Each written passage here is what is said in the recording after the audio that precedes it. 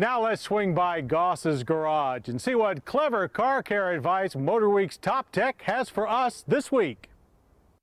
John, we see it all the time. People driving around on temporary spares, going for too many miles, going too fast, and really sometimes creating a lot of problems for their car. Why don't they read and heed the warnings on the tire itself? See, these are temporary spares.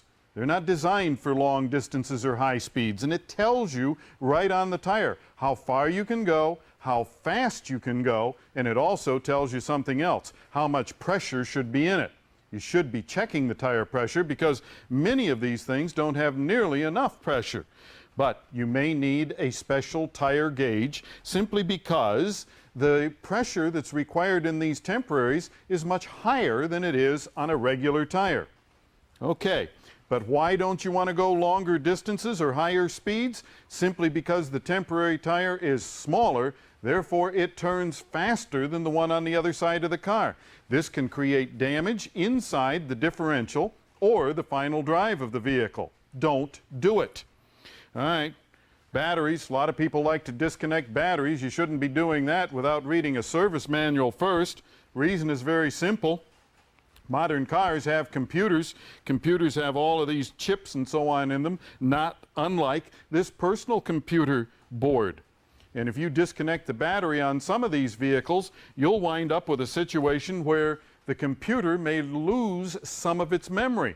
And then you may have to go through a relearn procedure, which could be as simple as driving the vehicle, or as complicated as having one start on that and then having to take it to a repair shop to have the computer reset or reprogrammed. Booster cables. Everybody seems to have a set of booster cables in their trunk. I wouldn't recommend that you use them. Reason is simple. When you hook up the booster cables and you get the car started, there comes a point where you have to disconnect them. And when you disconnect those booster cables, there's like a bolt of lightning that travels through the electrical systems of both cars.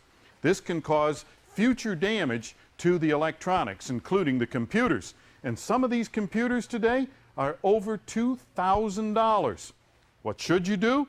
Well, there are all kinds of battery booster packs. You might want a commercial one like this. It's a little big, it's a little expensive, it does a good job, and it's safe. But then again, you might want something like this Secure Start.